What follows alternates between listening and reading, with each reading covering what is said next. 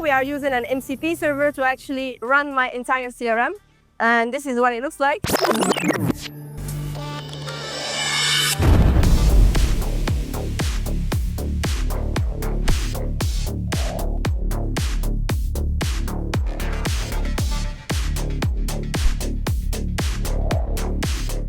I'm going to be demoing my AI chief of staff that runs the entire company. My name is Umnia. I'm a CEO of a company called CloudStation. We do cloud hosting and we're a small startup. So I needed to create employees to replace actual human beings that would run my company. So I'll be starting with a small demo that I did because when I attend this kind of conferences, I like to attend for two reasons. One is to learn from these amazing speakers that came to this kind of conferences. And the second one is to connect with the actual people that I meet here and that I don't want to forget. So I can talk to Charlie, my AI employee, from WhatsApp, Slack, or even by phone call. But right now, let's go with WhatsApp. All right, so all I have to do is take a picture of your badge and it should trigger Charlie to actually save it into my CRM. So like you can see here, Charlie has added you to the CRM. And I can see here all the information about you from the badge. And now I will show you exactly what happens behind the scenes. This is actually Charlie and what it looks like behind the scenes. So Charlie can get triggered by three components, either via WhatsApp, Slack, or a phone call. And Charlie is the main facilitator of my company. She actually has a plethora of other AI agents working for her. And she's just the router agent for these assistants. So in this exact example that we did earlier, she used the lead coordinator to coordinate with the CRM and add your contact info to my CRM. This is a closer look. She figured out herself that she needed to talk to the lead coordinator, and then the lead coordinator is another router agent who has two agents working for him. So the CRM agent and the lead gen agent. This is what actually the workflow looks like. So at first, Charlie gets triggered by WhatsApp from this example. Then we specify exactly what type of message do we have. So either an audio message, a video message, an image, or a text. Then we get the image URL in this use case. We download the image, and then we use the first AI component here. And this is the image explainer. So the image explainer is just a simple prompt that tells the agent to just look at the image and see exactly what's in it, describes it. And if there is a QR code, then I will send a yes. So once the image explainer detects that there is a QR code, then I will re-download the image from WhatsApp. Then I read the QR code, and then I just set the text and QR code into a one set node. And then finally, I will call Charlie. So Charlie is this agent. So just a normal routing agent. This is the system prompts that actually fuels it. She just has the role definition in there, the important rules that she needs to follow or stuff that she needs to not do, and just a couple of POCs. So the reason why my system prompt is very light is because Charlie, what makes her really smart, is the technical resource supervisor. Is an agent that's only job is to remember things about me, about my team members, remember mistakes. So if Charlie makes mistakes, which she will do, I will log them into technical resource supervisor, and then I will tell her, you made this mistake today, next time don't do it. Or if I have a new use case and I have already the tool, the technical resource supervisor is basically a RAG agent, but that is very smart because I use two kind of database in it. In n8n, you can have multiple source of data. And for this example, I'm using Postgres for every structured data. So for example, emails, names, posts for my employees, what they do, that's not gonna change. So I put it in a structured database. It's easy to read for an AI agent.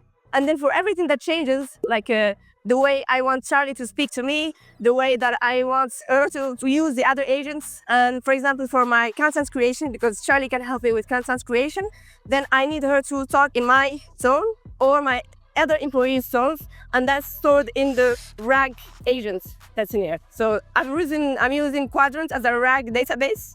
And let me show you what's the updates memory agent look like. So this is the memory agent right here, another simple AI agent from n8n. The role is to memory manage. So it's a memory manager agent. The only responsibility is to store memories in Qdrant database using the exact JSON that I give it. And the JSON has multiple metadata that I use to actually structure the data so that it's easy to use afterwards. What I give it as a structured output is this. So she has the action, so whether it's to store the data or to update it. And we have the user ID because, like I said, Charlie is my chief of staff, so she manages all my employees and all the memories of my employees. The user ID is either their Slack ID or their WhatsApp number. Then I have the memory ID, which is just to identify every memory. Then the collection. So the collection is how I specify each employee so that she doesn't actually mistake one employee with another. And the collection is actually the user's ID. And then I have the memory type. Like I explained before, Charlie can either be a source of POC, so what to do and how to do it, but she also keeps the memory of her last mistakes and how she can improve in there. So that's the memory type. We have the data, so what I actually save in the database. And then finally the timestamp, and the timestamp is set to now. So it's a JavaScript now here. That way I keep all the data up to date. And then we have the get memory agent, which uses those timestamps and those metadata to actually get the right memory every time. It looks like this. And basically here the agent needs to figure out what memory it needs to get. So what user or what timestamp or what mistakes it did. So that's why I'm using the JSON here to really structure the data and not get everything mixed up. Now that Charlie knows who she's talking to and what to do using the technical resource supervisor's intel, so that's what I actually said, she then calls the right agent to do the task. And in this use case, it was the lead supervisor. This agent has access to two other sub-agents. The CRM agent, which is used to manage my CRM, and then the lead generator agent. Let's take a look at the CRM agent and how she actually gets saved the information for reference to the CRM. Earlier, when I told her to add his information to the CRM, she used this CRM agent.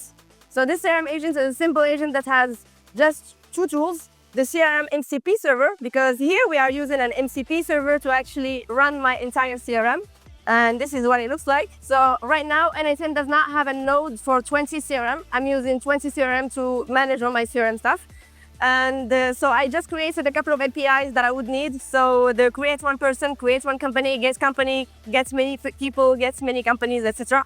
The agent knows how to use the CRM easily because it's easy to use for agents. It knows exactly that it needs to create the company first if the company doesn't exist. And once the company is created, it creates the person and adds it to the company. So this is the Twenty CRM in here. And here are all the people that I scanned today or yesterday, just using Charlie for that. Lead generation agents can actually get me leads using just keywords.